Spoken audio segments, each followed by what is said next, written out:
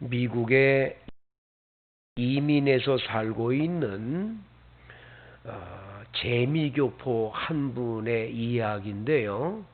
이분 이야기가 미국의 아주 유명한 신문에 크게 대서특필한 적이 있어요. 어떤 이야기냐면 이 재미교포의 아들아이가 아주 공부를 굉장히 잘했습니다. 이래서 미국의 명문대학인 컬럼비아라고 하는 대학교에 의과대학에 이 학생이 지원서를 넣었습니다. 공부를 잘해서 우리나라의 수학능력시험같이 미국은 SAT라고 하는 대학을 들어가기 위한 시험이 있는데 이 시험에서 이 학생은 만점을 받았습니다. 학교 성적도 좋고 또 SAT라고 하는 이 시험도 만점을 받았기 때문에 당연히 컬럼비아 대학의 의과대학에 합격하는 건 당연한 일이었습니다. 그런데 이 학생 집에 불합격 통지서가 날아왔습니다. 이 불합격 통지서에는 그 통지서와 함께 이런 글이 써 있었습니다. 귀하의 성적은 아주 우수합니다. 가정 형편이나 여러 조건도 만족스럽습니다.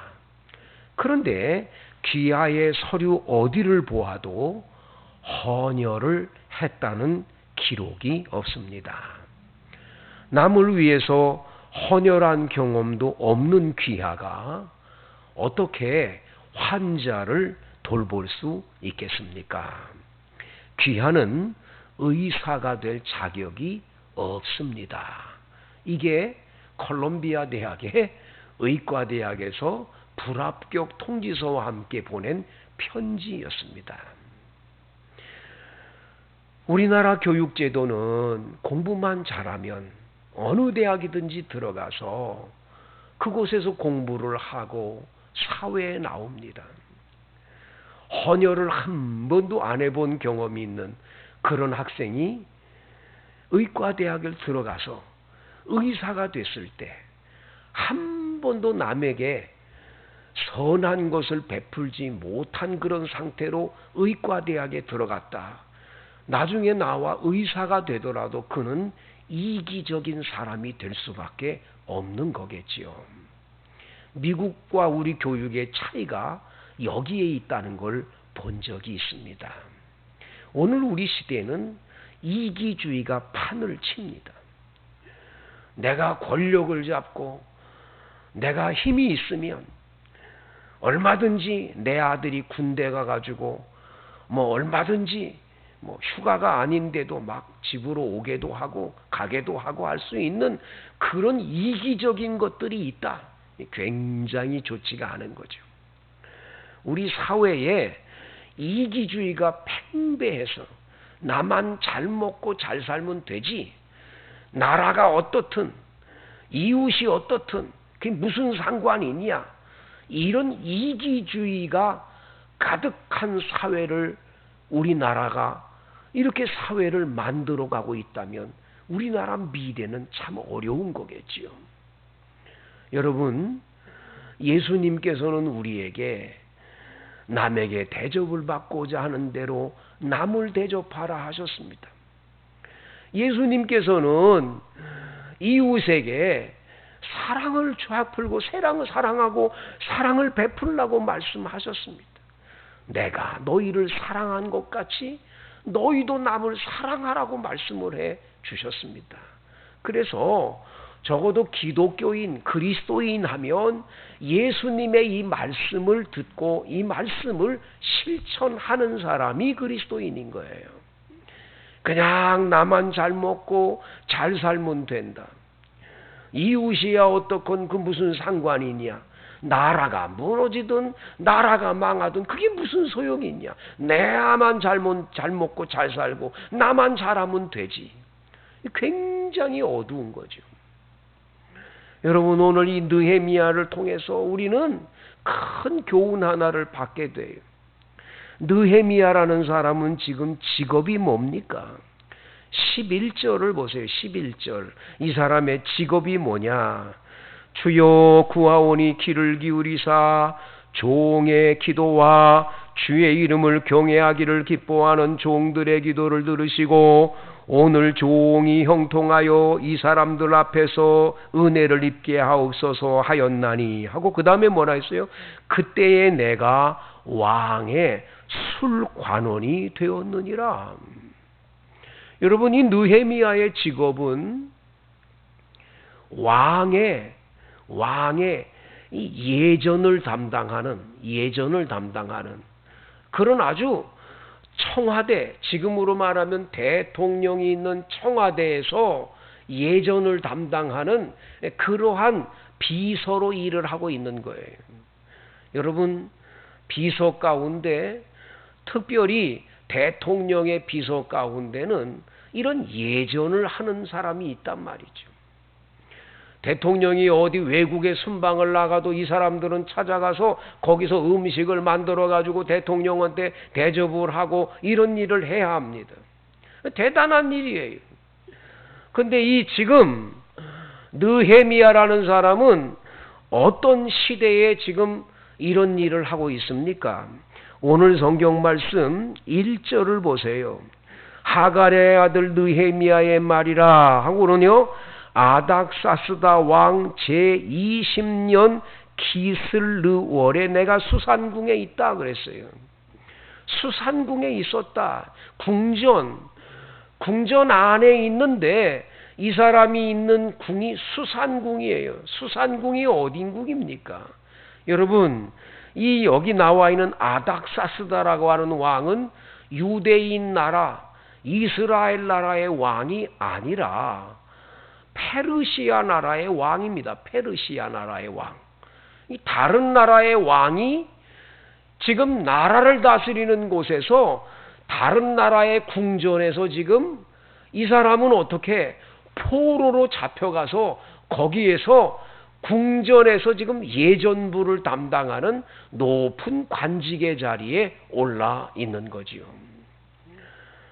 그런데 바벨론 나라가 이스라엘을 쳐들어가서 이스라엘이 완전히 멸망을 당해가지고 이스라엘이 멸망당한 그 틈에 이제 이스라엘 나라의 젊은이들 가운데 아주 똑똑하고 젊은 사람들, 또 귀족 자손들, 전부 이 사람들을 이 강제로 이주해 시켰거든요. 그 강제로 이주해 가서 바벨론 나라에 살다가 바벨론을 페르시아 나라가 쳐들어와서 바벨론이 완전히 무너져 버려요. 바벨론이 무너졌는데 거기에서 지금 살고 있는 유대인들, 그 후손 가운데 이 느헤미야라는 사람이 지금 여기 이렇게 성공을 해서 높은 잔직에 오른 거지요.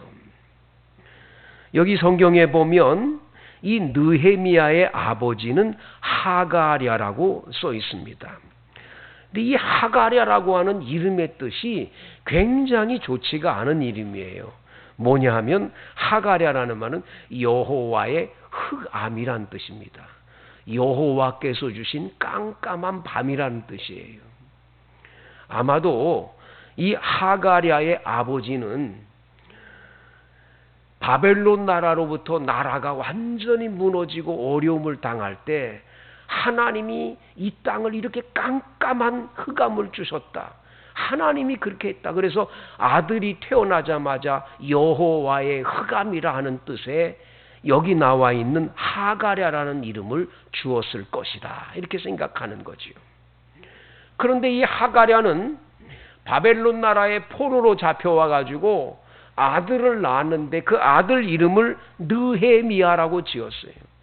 느헤미야라는 이름의 뜻은 여호와께서 위로하신다라는 뜻이에요. 주님께서 위로하신다. 지금 비록 바벨론 나라에게 나라가 멸망이 당해져서 우리는 우리 땅에서 지금 살지를 못하고 다 강제로 지금 이주해서 여기 지금 이 이 바벨론 땅에서 지금 살고 있지만 깜깜한 어둠이 아니라 하나님이 이 가운데서도 우리를 위로해 주실 것이다. 그리고 바로 이 느헤미야의 동생, 형제 가운데 오늘 2절에 보면 하난이라고 하는 아들이 나와요. 하난이라고 하는 형제가 나와요. 하난이라고 하는 이름의 뜻은 여호와께서 은혜로우시다는 뜻이에요. 하나님은 이렇게 흑암, 깜깜한 밤 같은 이런 이 하가랴의 집안에 하나님께서는 하나님의 위로와 하나님의 은혜를 베풀어주는 아들들을 하나님이 허락해 주셔서 우리는 비록 깜깜한 어두움이 끝이 아니라 주님께서 위로해 주시고 은혜 주시는 집안이라는 그런 뜻으로 이름을 지은 거지요. 자, 이렇게 어둡고 깜깜한 이런 지경에 있다가 이 아들 느헤미야가 나중에 성공을 해서 청와대 바로 거기에 들어가서 이제 예전부장이 돼가지고 일을 한다. 아니 얼마나 여러분 굉장히 이 느헤미야가 성공했습니까? 그러면 나는 이제 성공했으니까 하고는 그냥 내가 혼자 행복하게 살면 되지 하고 잃어버린 나라도 생각지도 않고 또 내 고향 나라가 어떻게 됐는지 그런 것도 생각 안 하고 그렇게 산다면 느헤미야는 하나님의 사람으로 인정받을 수 없었을 거예요. 그런데 오늘 본문에 보면 여러분과 함께 제가 읽은 이 성경에 보면 2절 말씀에 내 형제들 가운데 하나인 하나니가 두어 사람과 함께 유다에서 내게 이를 얻기로 내가 그 사로잡힘을 면하고 남은 유다와 예루살렘 사람들의 형편을 물어봤다는 거예요.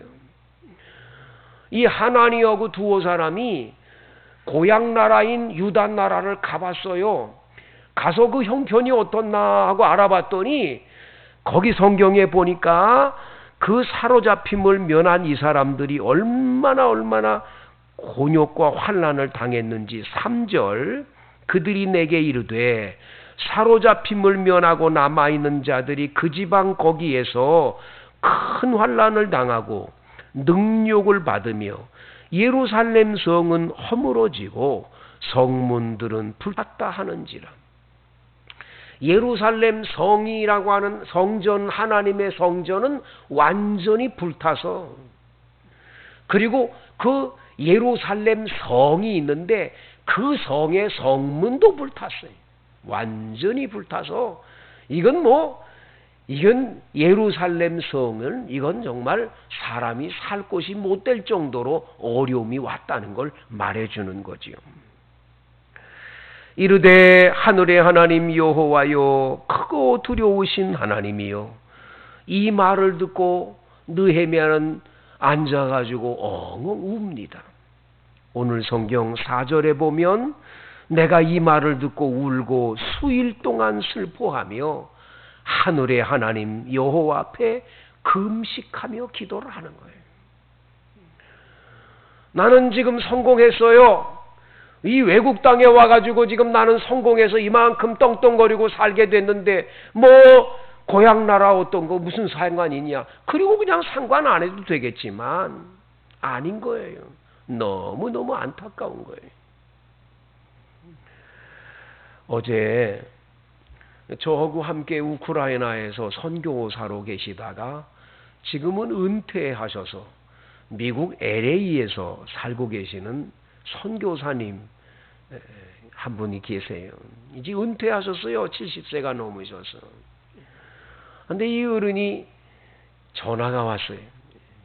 근데 이 핸드폰 전화가 왔는데 그 핸드폰으로 전화를 하면서 이 목사님이 집을 하나 샀는데 이거 집을 산 거 어떻게 그냥 이렇게 좀 허름한 집을 이렇게 사서 이거 뭐 길가에 있는데 뭐 먼지도 들어오고 뭐 너무너무 힘들어 가지고 이 집을 팔아야 되겠다 그랬는데 베트남 사람들이 와가지고 그 집 놔달라고 내가 사겠다고 이래가지고 처음에 구입했던 보다도 몇 배나 달라고 그래가지고 서로 경쟁이 벌어졌대요. 내가 사겠다. 이 베트남 사람들 6가정이 내가 사겠다 그러면서 나 더 주겠다고, 이만큼 더 주겠다고, 자꾸 더 주겠다고 그래가지고 한없이 비싸진 값 속에 이걸 팔아가지고 이사를 잘했노라고.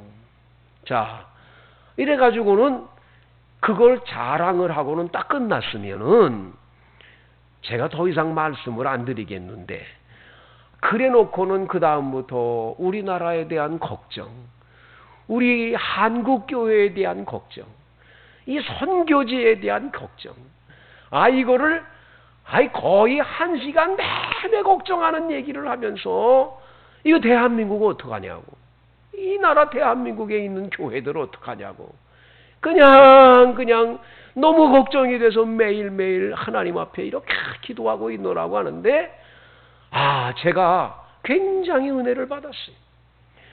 내가 이렇게 잘 먹고 잘 살게 됐다고 자랑을 하고 딱 끊었다면 제 마음속에 이게 선교사님 그러고 많은가 했는데, 우리나라의 걱정, 우리 교회 걱정, 가장 목사님들 걱정, 한국교회 걱정하면서 그렇게 얘기들 하는 거예요.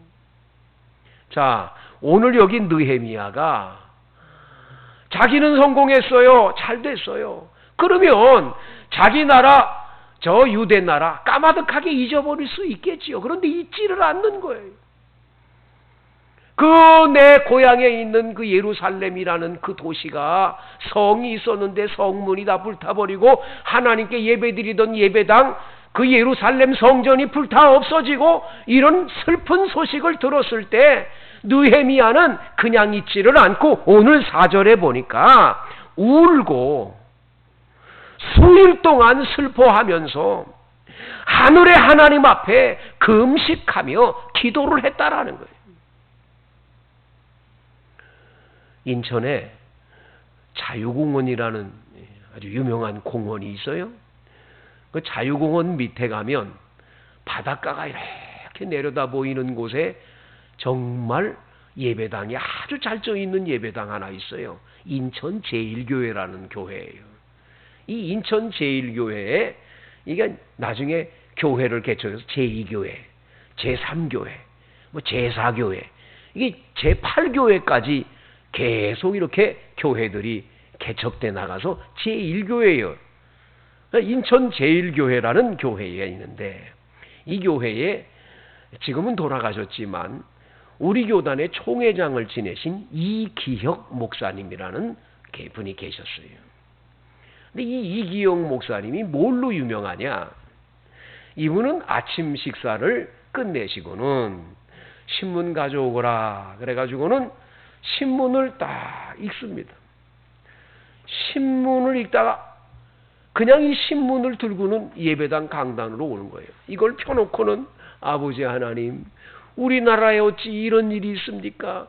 이래서는 안 되는데, 이러면 안 되는데 하면서 신문을 하나님 앞에 펼쳐놓고 막 울면서 기도를 하시는 분으로 아주 유명한 분이에요.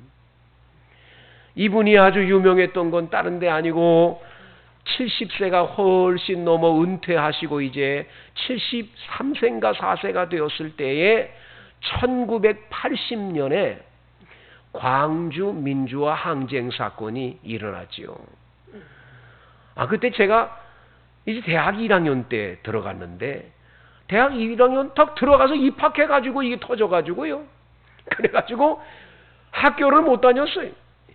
이게 학교를 못 다니고 거의 1년 동안 이 계엄령 선포돼가지고 학교도 못 다니고 그랬던 그 기억이 지금도 나는데, 그때 많은 젊은이들이 이거 나라 이거 어떡하나?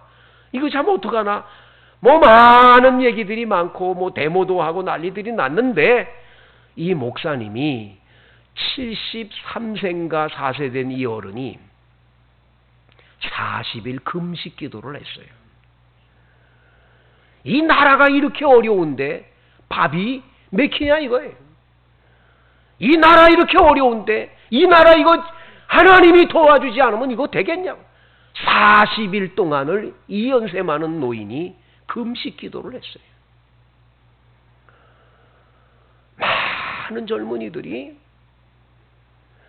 교회에 모여가지고 데모해야 된다, 가만 놔두면 안 된다 하다가 이 노인이, 이 어르신이 금식 기도하는 걸 보면서, 그래, 기독교인들은 나라를 위해 기도하는 게 먼저야. 데모가 먼저가 아니야. 기도하는 게 먼저야. 이래가지고 인천 시내에 많은 젊은이들, 기독교인들이, 이 젊은 이 기독교 청년들이 모여가지고 기도운동이 일어났던 적이 있었습니다. 자, 느헤미야는 지금 먼 곳에 있습니다. 그런데 자기의 고향 나라가 이렇게 어렵다는 소식을 들었을 때 나만 잘 먹고 잘 살면 되지, 뭐 괜찮지, 그게 아니었어요. 그는 금식하며 울며 기도를 합니다. 그의 기도는 세 가지의 기도 제목입니다. 첫 번째, 주여 긍휼을 베풀어 주시사 아버지 하나님, 저희들이 범죄하고 죄를 지어 싸우니 용서해 주옵소서. 첫 번째 기도는 회개 기도를 먼저 하는 거예요. 6절, 이제 종이 주의 족 이스라엘 자손을 위하여 주야로 기도하오며 우리 이스라엘 자손이 주께 범죄한 죄들을 자복하오니 주는 귀를 기울이시며 눈을 여시사 종의 기도를 들으시옵소서. 나와 내 아버지의 집이 범죄했습니다. 주를 향하여 크게 악을 행했습니다. 하나님 앞에 이 나라를 잃어버리고 나라를 이렇게 빼앗긴 이 모든 것들은 하나님 앞에 죄 지었기 때문이라고 하나님 앞에 죄 고백을 먼저 철저히 하는 거예요.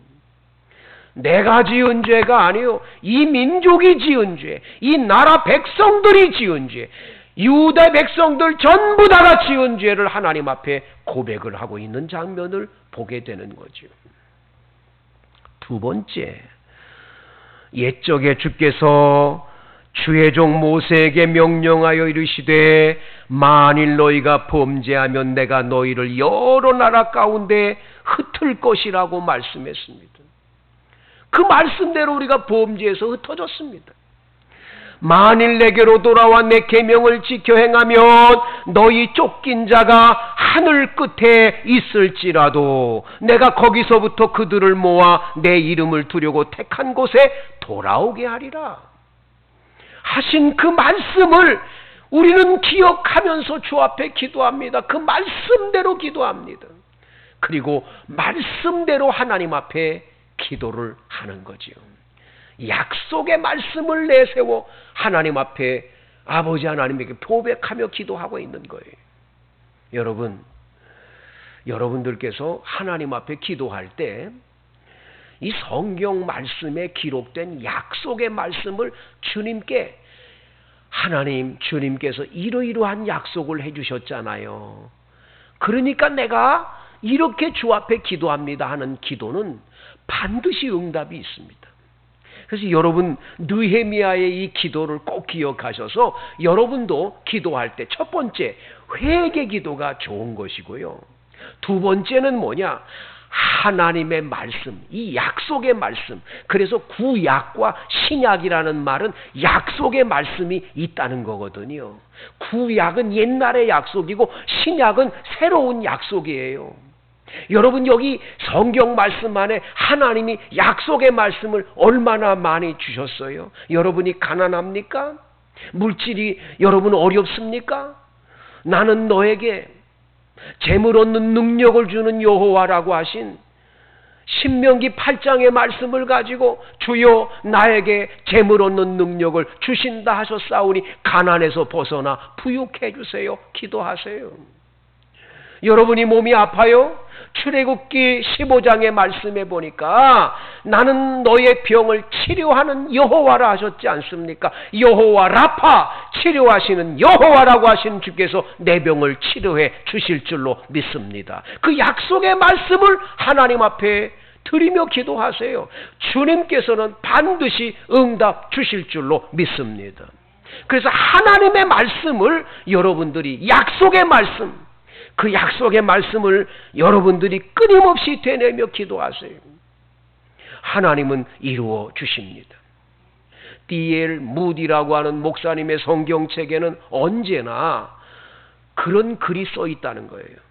이대로 행했다. 이대로 구해봤다. 이대로 기도해봤다. 그랬더니 이렇게 됐다. 그것이 다 있대요. 이 성경을 읽고 야, 여기 성경에 이런 약속이 있구나. 그렇구나. 그리고 그걸 기도하고 행하면 그대로 되더라는 거예요. 여러분들이 예수님의 말씀, 하나님의 말씀, 이 말씀은 그래서 옛날에 하나님의 말씀에는 가라사대가 돼 있었어요. 하나님이 가라사대, 예수님이 가라사대, 성령님이 가라사대. 사람의 말은 솔로몬이 가로되, 다윗이 가로되, 아브라함이 가로되, 가로대로 돼 있지 가라사대로 돼 있지 않았어요. 하나님의 말씀은 약속이 있는 말씀이에요. 이 말씀은 꼭 이루어주는 말씀이에요. 말씀을 앞세워 기도할 때 하나님은 꼭 들어주시는 줄로 믿습니다. 그래서 오늘 느헤미야는 약속의 말씀으로 하나님 앞에 주님께서 말씀했지요. 계명을 지켜 행하면 쫓긴 자가 하늘 끝에 있을지라도 거기서부터 다시 불러 모으리라는 약속의 말씀을 저희는 믿습니다. 우리는 비록 외국 땅에 왔지만 하나님이 우리를 다시 우리 땅으로 돌아오게 해주실 줄로 믿습니다. 그리고 하나님 앞에 약속의 말씀을 가지고 기도를 드리고 있는 것을 보게 되는 거죠. 성도 여러분, 이기주의가 판치는 이 시대에 여러분, 나라가 어렵고 힘든데 나라와 민족을 위해 기도하는 분이 얼마나 되는지, 그냥 나만 코로나에 걸리지 않으면 되지, 남이 어떻든 상관없다, 그런 이기적인 것은 안 되죠. 그래서 여러분, 그리스도인은 언제나 이 느헤미야 1장에서 큰 교훈을 받습니다. 내가 성공하고 잘 돼도 내 나라가 어려우면 내 나라를 위한 기도의 사람이 되는 것이 마땅한 거예요. 여러분들이 부유해요, 부자가 됐어요, 당연히 나눠주고 베풀고 사는 것은 당연한 일이에요. 하나님 앞에 주여, 나로 하여금 큰 복을 받아서 이기적인 인생이 아니라 베풀고 나눠주는 그런 평생 그런 일을 하며 살 수 있는 축복의 사람 만들어